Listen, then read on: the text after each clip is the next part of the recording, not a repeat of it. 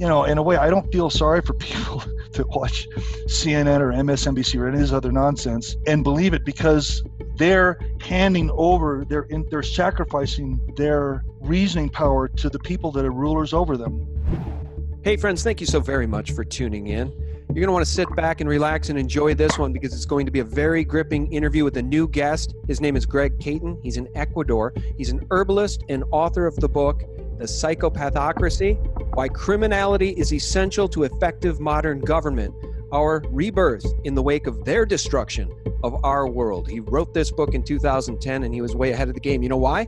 Because he used to be a cryptologist for the Navy, and he directly reported to the NSA back in the 70s. And he knew of things going on then that would have blown your mind, and probably still will today. Greg, thanks for joining us. Thank you for having me. Yeah, I appreciate it. And guys, this interview comes to me by way of David Dees. David Dees pointed Greg's work out to me and suggested we do the interview. David actually illustrated The Joys of Psychopathocracy, Greg's book. How do you know David? Do you know him because he moved down to Ecuador? No, actually, I'm friends with a lot of people in the alternative media, and we have a mutual friend in Jeff Rentz. And Jeff actually introduced me to David Dees, and I told him I was working on the project. Actually, it may be of something I've said that inadvertently misled you. We started this in 2010. It took 7 years to produce this. The book actually was just published in 2017. But I was actually talking to David Dees about it in 20, going back and forth through my wife, because at the time I was indisposed, if you know what I mean. And then we got into serious discussions in 2011, but little bit by little bit, it actually took 7 years to actually write this.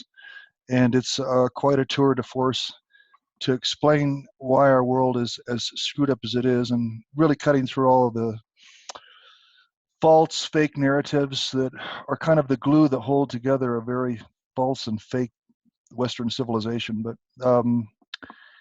yeah, I'm very proud of this book. I was on Alfred Weber's site, and he said, "You are the new."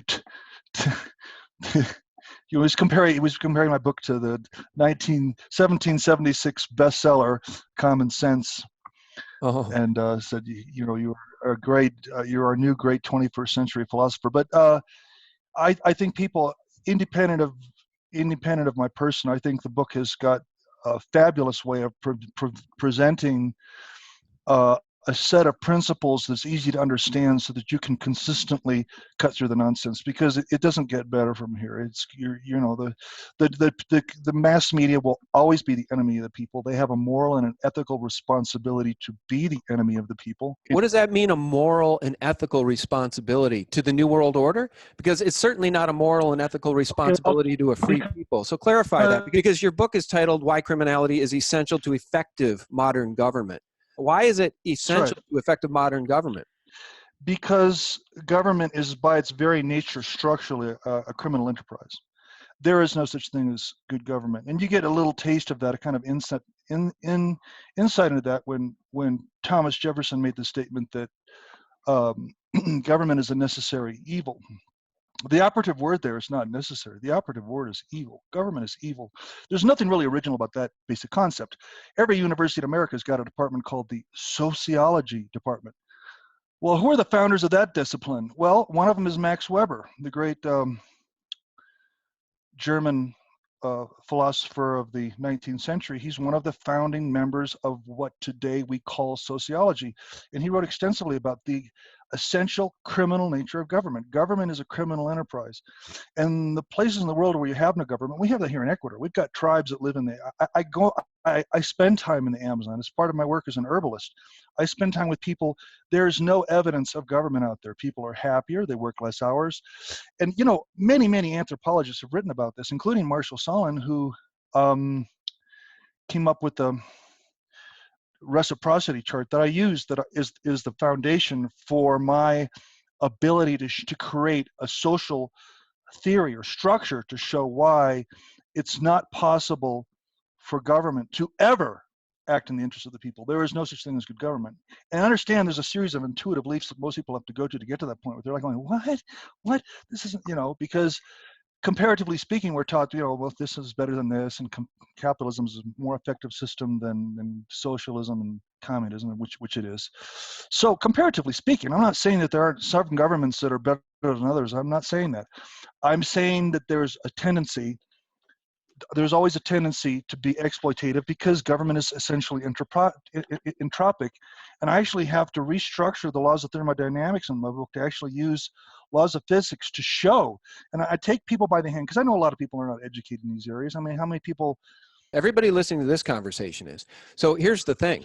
We've got 3 branches of government that are supposed to guarantee the freedoms of our republic. We've got the executive, the legislative, and the judicial. Not that Alexandria Ocasio-Cortez could tell you those 3 branches of government, because she can't. She could only name 2, and she got that wrong. But the point is that you're right in that the interview I did a while back with G. Edward Griffin, he said the same thing. There is no such thing as an honorable government.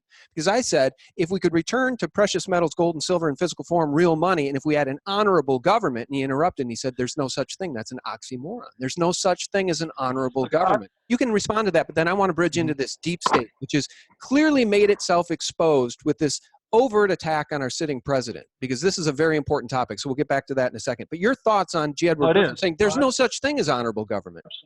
Well, there isn't. Let's do this. I try to presume that even at the risk of potentially insulting some of my readers, it's better to come out and treat your readers like they're 5-year-olds than act like use a lot of highfalutin words and then lose your audience. Losing your audience is worse than upsetting a few of them by them saying, well, that's obvious, you know. But this is what I do. I take this. Everybody knows what this is. This is how simple this is to understand. If you're 5 years old or better, you're gonna get this. That's a spoon. And I say, this is how the book opens. This is a spoon. There are many things you can do with a spoon. You can use it to dig small holes. You can bang it against other spoons and objects to create what you think is music. You can use it to fill your radiator of your car with water when you can't find a water hose or a pitcher, a carton, a funnel, or a small glass. You can use it to annoy your cat. There are 1,000 uses you can find for a spoon. Yet there's only one function for which it is best suited and for which people use it 99% of the time: to eat food or take medicine. In other words, you use it to ingest things through your mouth, particularly small quantities of liquid or soft food. The reason that this is a spoon's best function is because that is the purpose for which it was created. Any other function is artificial and not in keeping with the spoon's original design or its essential nature. This is government. Okay, get a little graphic there. This is government. There are many things you can do with government. You can use it to rally people to a cause. You can use it to tell people how much you care about social justice, civil rights, law and order, the environment, world peace, racism, or democracy. There are 1,000 uses you can find for government. Yet there's only one function for which it is best suited and for which its designers use it 99% of the time: to mask, nurture, cultivate, and actuate criminal conspiracies. In other words, it is used to create the appearance of goodness when in fact it acts as a cover for the most evil and hideous human activities imaginable. The reason that this is a government's best function is because that is the purpose for which it was created. Any other function is artificial and not in keeping with government's original design or its essential nature. Your English teacher in high school would call that parallel construction, but it's very effective. You follow that through, you can see just what government does, how it works, just in terms of its essential morphology. It's a criminal enterprise. Government is the exercise of racketeering on a grand scale. So I'm sure that Griffin probably used different terms. I've been an admirer of his too for quite a while. He writes some great stuff. But that's its essential nature. Just the same way, you can use a spoon for many things, but you know what? The best thing to do with a spoon is use it for the thing for which it was designed in the first place. Well, governments were designed to be criminal enterprises, so that's the best thing to do with them. Well, let me ask you this. It was Thomas Jefferson who said, it is to protect our liberty that we resort to government at all. So I agree with you. At what point in the history of this nation did we go so far off track? Was it with the establishment of the central banks, the Rothschild banks? Was it with the reemergence of those same banks in 1913, the Federal Reserve? Was it when they blew off JFK's head? At what point did we absolutely get taken over by the deep state, the same deep state that opposes our sitting president today? Or you believe it was from day one? Probably to some extent day one, but I think that a real touchstone to it was the creation of the Federal Reserve in December of 1913. And the reason I believe that is because there is nothing so fundamental to our civilization than our medium exchange. And when money is fake through fractional reserve banking and so forth, when you have a certain handful of people that are ready to create as many billions, trillions of dollars out of thin air as they want, the rest of us work for a living. You and I and all of our friends, we do something to earn a living and pay our bills, etc. But when you've got a certain group of people that can create unlimited amounts of money out of thin air, what that does is it creates other artificial constructs bloom out of it. This is the whole biblical idea that money is the root of all evil, because the way that in which it's generated allows all kinds of fake fabricated narratives to be created, and it ruins everything. Because when people are to believe all kinds of false narratives, because an essential feature of leadership is that your stupidity confers my right to rule.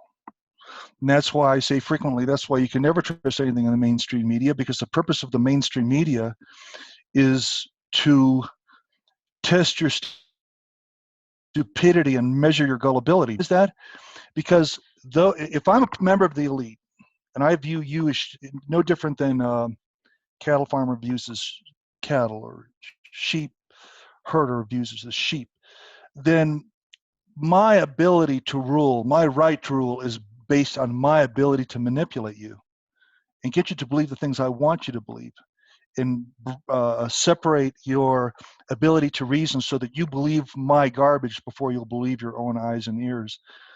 This was really pointed out, this was really presented quite in 1976 when Jerry Mander wrote The Four Arguments for the Elimination of Television.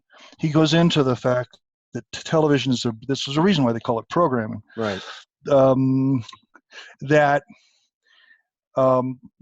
My ability to get you to believe, it's why we have all these false flags. You know, if they can get you to believe that these false flag events are real, that you know, when they're obviously staged, and you have the repeated use of the same crisis actors over and over again, if I can get you to believe that, that confers and strengthens my right to say you're stupid, you're ignorant, therefore you need me to be here to rule you, because you don't have the mind to rule yourself. So people, you know, in a way, I don't feel sorry for people that watch CNN or MSNBC or any of this other nonsense and believe it, because they're handing over, they're sacrificing their reasoning power to the people that are rulers over them. Francis Bacon said it best: the intellect is a good servant and a bad master. And this is a good example of it. Very smart man. He wrote the Shakespearean plays. That's another thing of history. William Shakespeare was a rather ignorant actor who was just muddling by, and Francis Bacon used him as a front man to exercise his rather abundant literary skills. But yeah, it's Voltaire said, history is a Mississippi of lies. Well, that history would include current events. And from this, you might want to segue into what's going on with Mueller and Trump and all this stuff, because it's another good example. Here's why they're doing it. Here's why they're doing it, because if you cheat, the thinking is, I deserve to get what I paid for. And you have all these machines that were messed with, voting machines, because a lot of people, even in the earlier elections, were saying, I went in to vote for Trump, and then all of a sudden it says Clinton. Why?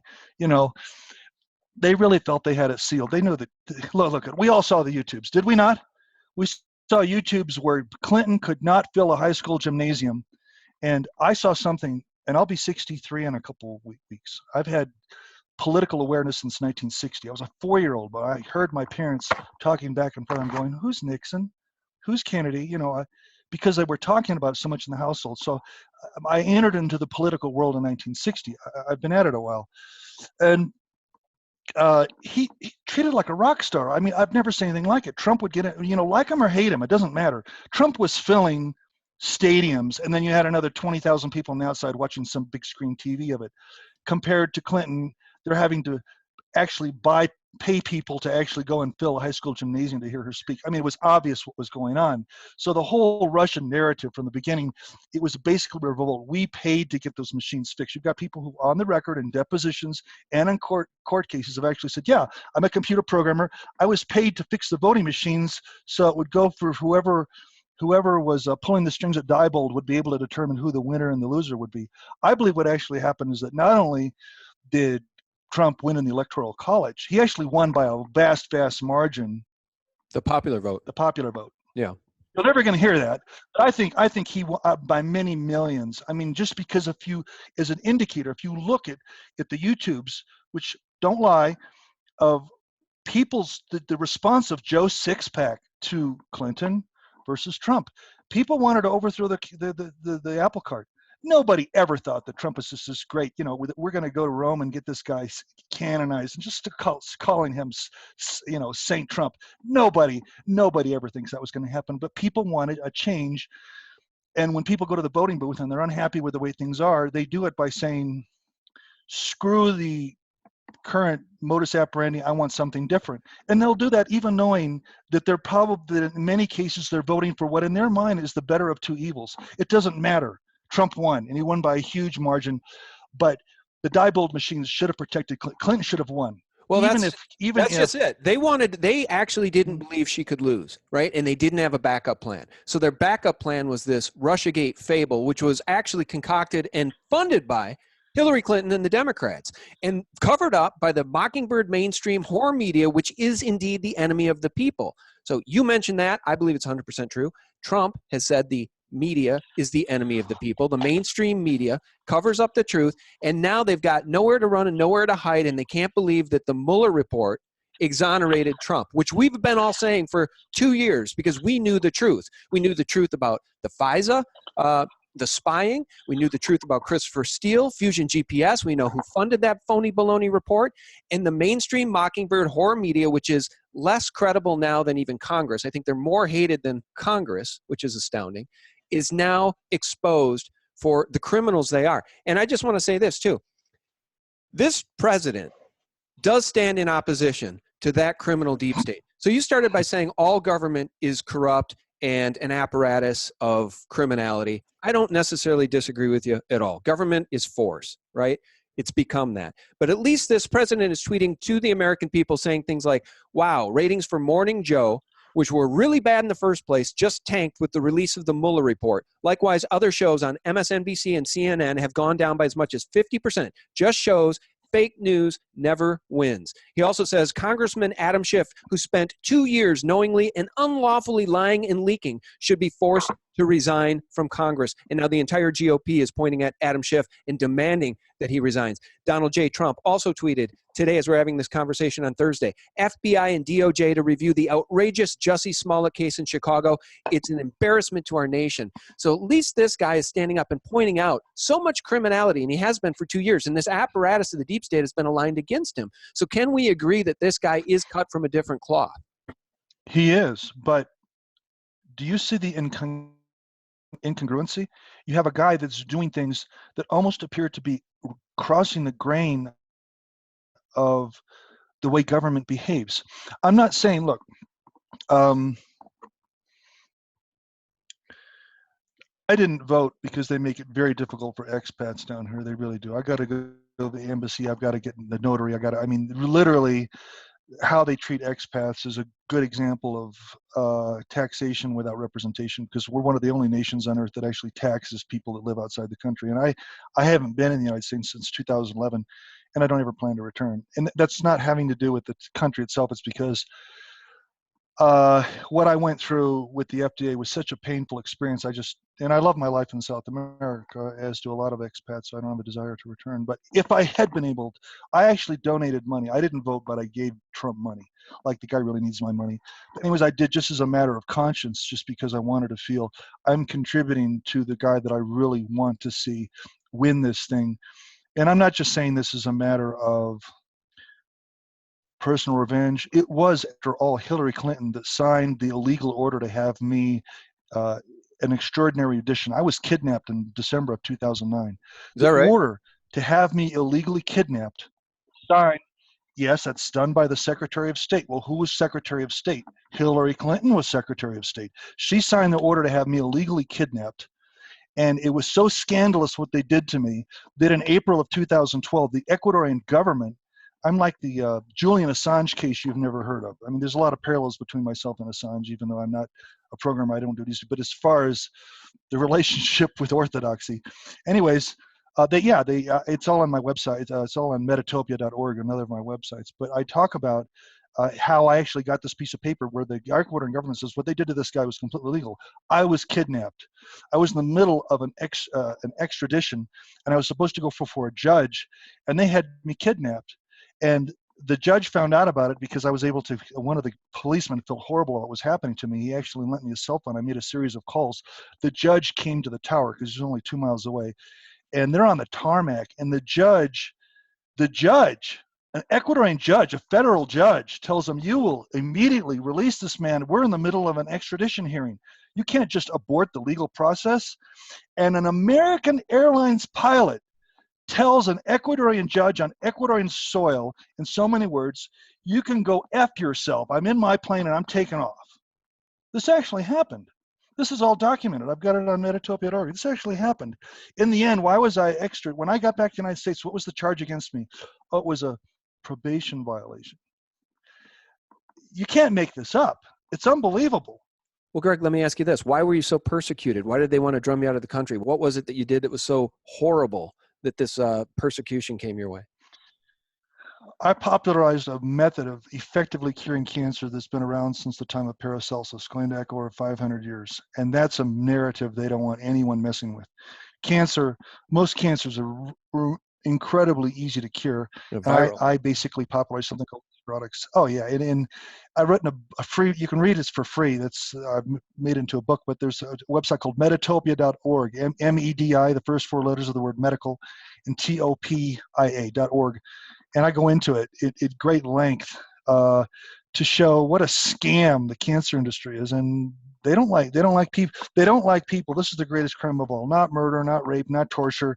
The greatest crime of all for a citizen to commit is to expose a hugely falsely narrative that the government uses to basically enforce its legitimacy.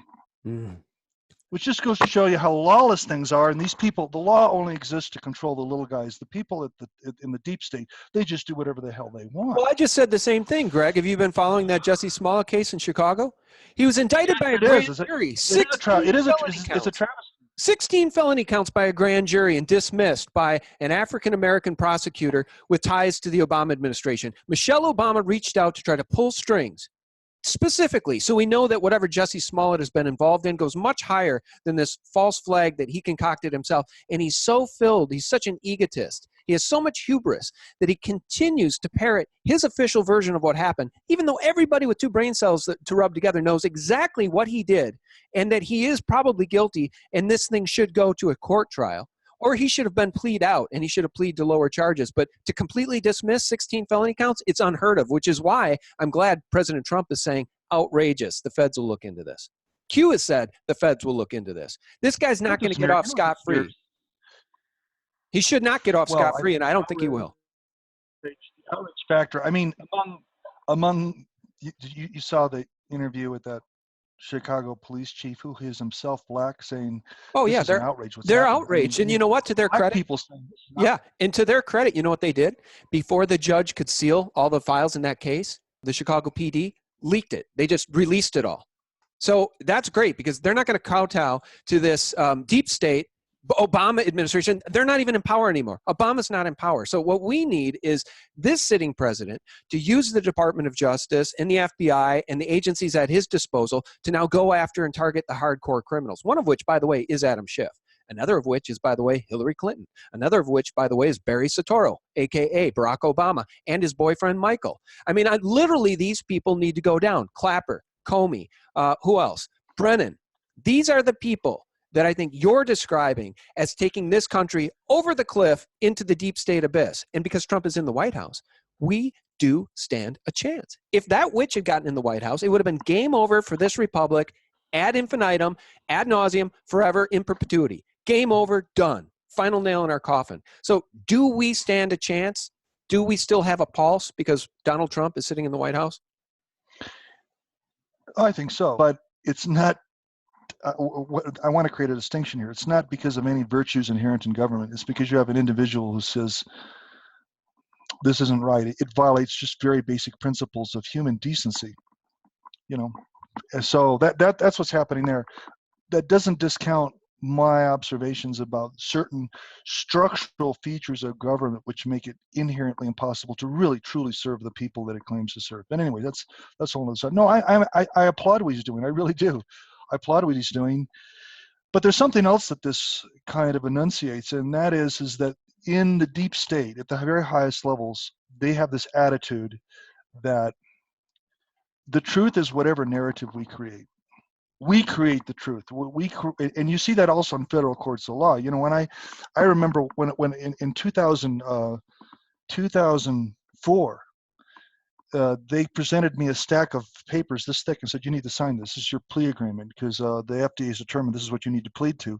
So I sit with my attorney, and after about 10 minutes, I go, none of this is true. And my attorney, my own defense attorney, says to me, who in the hell do you think you are? These people determine this is the facts. You have to agree to it. I said, even if it's not true. I said, when I go up there and I swore oath to tell the truth, if I perjure myself, doesn't that mean I'm now liable for perjury if I plead to something that I know is completely fake and fabricated? And he wanted to throw me out of, my own defense attorney he said, do you realize I can go after your wife? So anyways, I said, well, what? He got back to the prosecutor, and I said, what if I don't sign this? What if I want to take this to trial? They said, we'll go after your wife. I said, you're going to go after my wife. What are you going to charge her with? And you know what the prosecutor told my attorney? Don't you worry. We'll think of something. Yeah, that sounds this is how they think. They have this subject. Yeah, and this is why William Colby, another former head of the CIA, once said, we will know we've achieved our objectives when everything that the American public believes is false. You talk about hubris? You talk about arrogance and hubris? Really? We'll have achieved our objectives when everything the American public believes is false. You want to hear something funny? You're not allowed funny, to think Greg? on your own. Right. You're sheep. You want to hear whatever we tell you to believe. You want to hear something funny? Mm-hmm. The club where I work out just about every day, there's a young man who I know, he works out there, but he also sometimes works at the front desk. He's probably a college-age guy. And yesterday when I was in there, he had on a sweatshirt with NASA logos all over it, little round NASA logos up and down all around this whole ridiculous sweatshirt. That's what he was wearing. So I was thinking about that. And when I was leaving and getting my card back and saying goodbye, I asked him about his sweatshirt. And I said, hey, let me ask you something. You really believe that NASA successfully landed men on the moon in 1969, 70, and 71 and returned them to Earth safely? I'm just curious. Do you think they did that, pulled it off, or faked it? And he goes, no, I think they did it. It'd have been too expensive to fake. It's cheaper just to do it.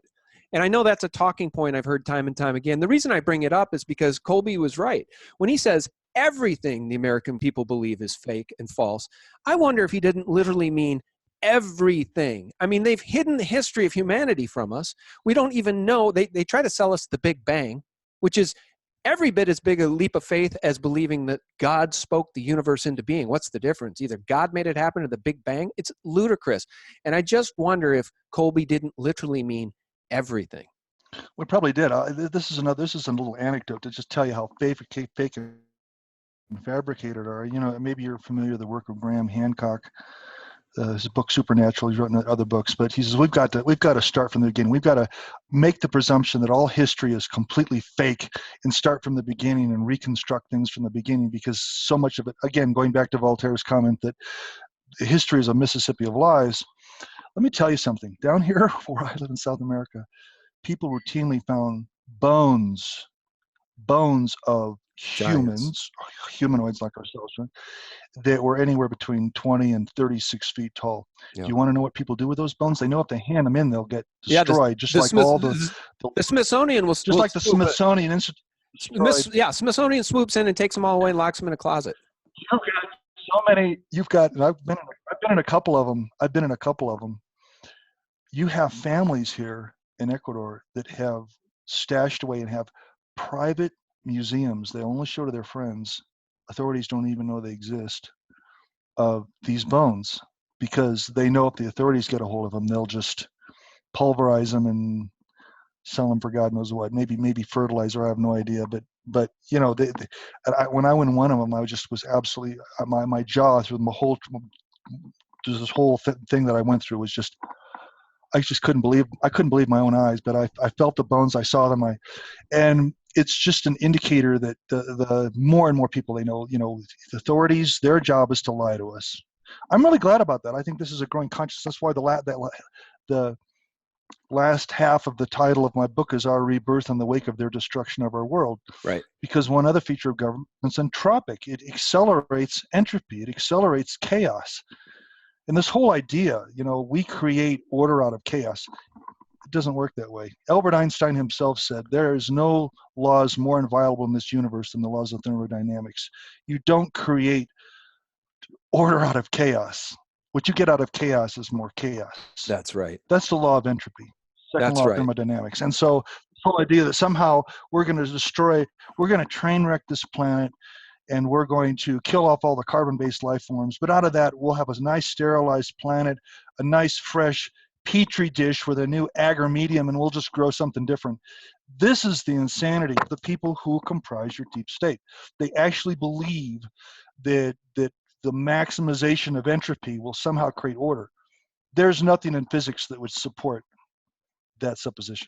Do you know what, man? That's interesting you'd say that, because anybody who hasn't yet watched my interview with James Perloff, my friend and author, go watch the video titled "The Elite Don't Want You to Know God is Real," because we really encompass everything that you and I basically have just discussed here and frame it around the theory of evolution and Darwin's theory of evolution, which has been shoved down the throats of all these young people growing up in the public indoctrination camps known as schools. And it's interesting that the powers that be want creationism and the biblical version of reality shut out of the public square and of schools so that they can indoctrinate and brainwash kids into the New World Order version of what humanity is. And that alone should tell people that maybe there's more to the story, and the biblical version may make a lot more sense and have a lot more truth to it than the New World Order version, which is this whole thing is an accident, and we're in a universe so big that we're barely a grain of sand on one beach, and we're worthless.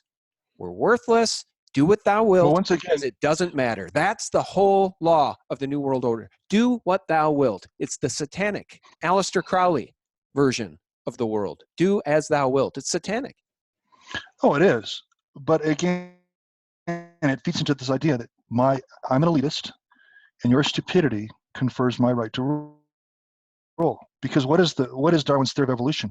It's a celebration of the impossible. Again, it teaches something that is totally against the law of entropy, that accidentally, in an entropic universe, in a universe where things, without being properly maintained, tend to degrade. It's like, the analogy I give in my book is your kid's bedroom, right? The bedroom doesn't clean itself. You let that kid do what he wants in his bed, bring in whatever food and Coke and everything else and plays video games. If no energy is put into, if energy is not expended in getting the room to be cleaner, it only gets dirtier with time. I could use that same metaphor for 1,000 different things that you see around you. It takes energy to maintain things and to create and sustain order. You never get order out of nothing. And the Darwin's theory of evolution is that just out of nothingness, in an entropic universe, order manifested from nothing. Highly life forms where there's enormous signs of deliberate intention. There's all kinds of design features that come from some source somewhere that's highly intelligent.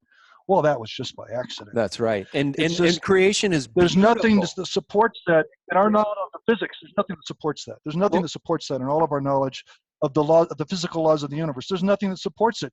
And yet, you've got all these other disciplines where that becomes a founding principle that entropy, out of entropy we will have order. It doesn't. There's nothing to support that. Well, look, in our conversation, I hear this stuff. We always hear this. You always hear this stuff about the New World Order. We're never going to get to one world order. One world order would be even more entropic than we have now. We're already using the ozone layer. I'll tell you another little secret. that none of your guests are going to say because I don't have maybe the access to the information that I have. You know, you got this thing, maybe you've heard Dane Wigington's work on geoengineeringwatch.org. Yeah, I've In interviewed fact, him. Dane and I talk. Right, right. Well, here's a little secret for you. You know, when we were kids and we were asked to draw the sun, you know how the sun was, we always made it yellow because it was yellow. You look at, you know, it's yellowish. It isn't anymore. It's white with a little blue hue. And the reason is we've lost UVA and UVB and we're into UVC right now, and we're getting close to microwave. It burns here. I live at 3,000, where I'm talking to you right now, I'm in the high Andes. I'm at 3,000 meters. That's almost 10,000 feet. That's where I live, at 10,000 feet in the Andes, 2 degrees south equator. Let me tell you something. The UVC index goes from 0 to 11 plus. What does 11 plus means? It means radiation so damaging that just being in the sunlight is mutagenic and carcinogenic. Okay, that they stopped at 11, saying, well, it could go a little more than that. It's a crock. They've done interpolation figures, and right now, even here in Cuenca, Ecuador, we are running figures of 17 to 24. And a scale that's supposed to stop at 11, we're running 17 to 24. I have friends of mine who measure this stuff daily. I got a couple friends in Vilcabamba. I get daily figures. They're never 11. They're never even close to 11. The lowest figure I've gotten in the last 2 months is 13. And why do I tell you this? Because as this gets worse and worse, we're going to get to a point where you can't grow crops outside. Can you even imagine for a moment what would happen as this thing proceeds to get worse and worse with the loss of our ozone layer? Do you understand what kind of world we live in if you're not able to grow crops outdoors?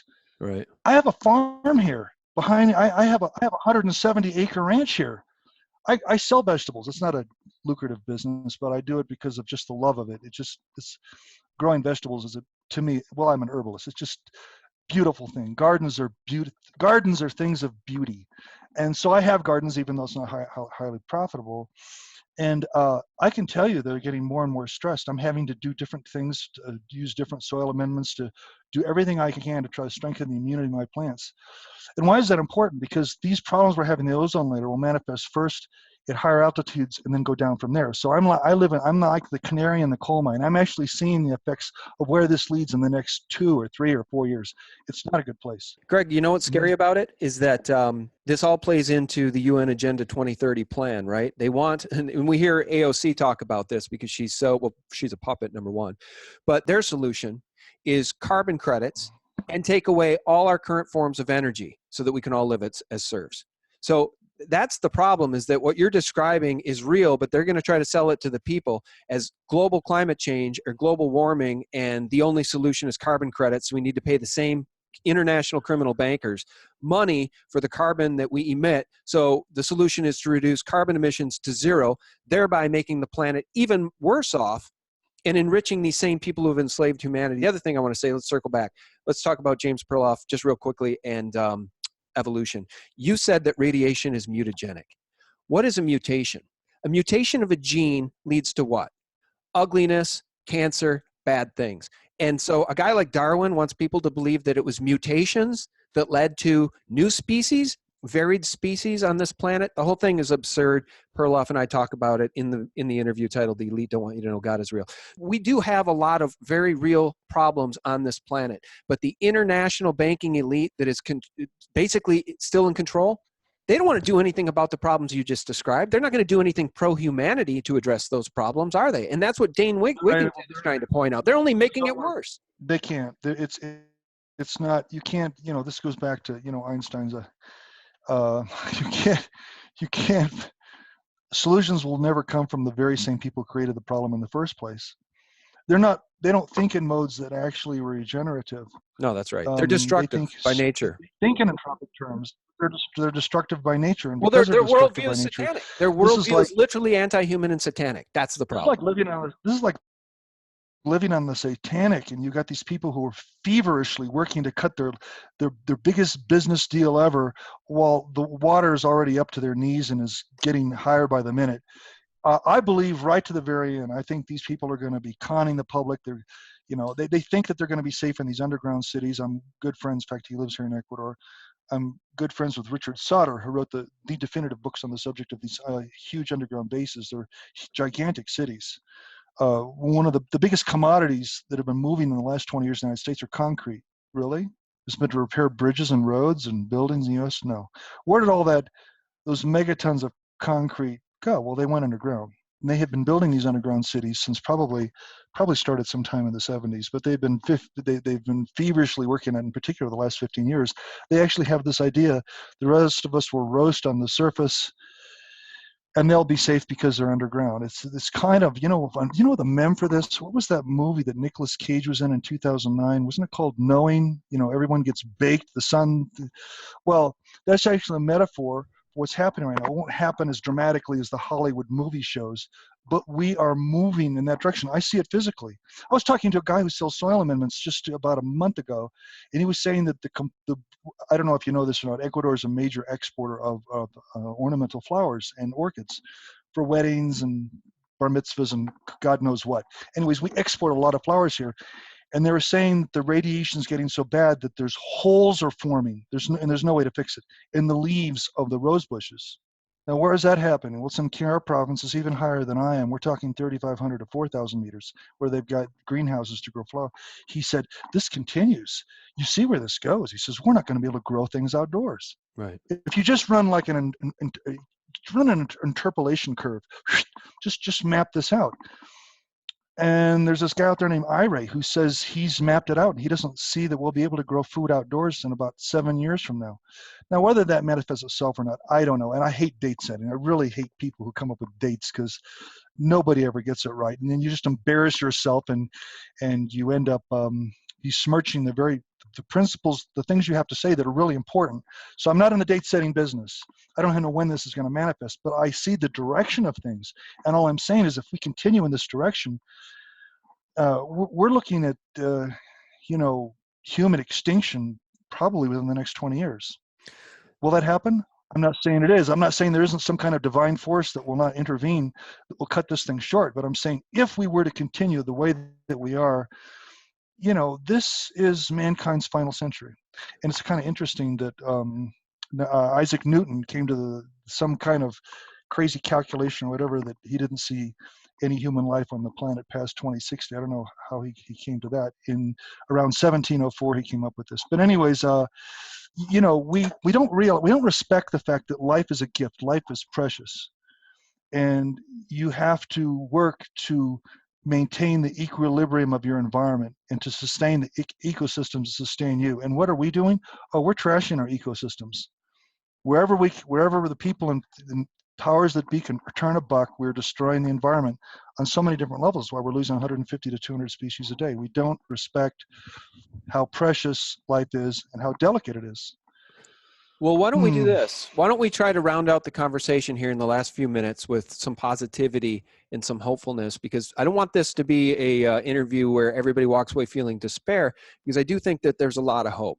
And we'll round out the conversation by saying, first of all, the powers that be literally did not have a backup plan, because you're right, with the Diebold voting machines and the rigging of the election in any way that they could, they were going to get Hillary in the White House.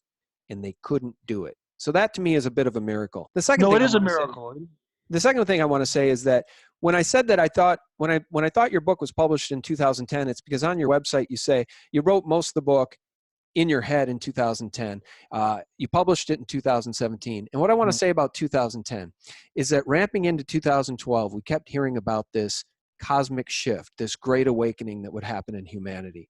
And it didn't happen like a light switch, but if you look back now in 2019 and you look back to what we knew and what we were talking about in 2012, there really has been a tidal wave of an awakening happening. There's people that weren't awake at all and didn't know anything about 9/11 and World Trade Center 7 in 2012, and now they're talking about the deep state, and they're pointing fingers at people like Hillary Clinton and Obama, and they're pointing fingers at the CIA and people like Clapper and Brennan, and people are starting to be aware of this same deep state apparatus, the Bush family, the Clinton family, Mena, Arkansas drug running, these same families, the same deep state that put a bullet in JFK's head. And people, I think, are waking up like never before. So maybe this 2012, this cosmic shift of a great awakening is 100% real. And only these latter years, the 7 years since 2012, has it become so clear that there has been a shift.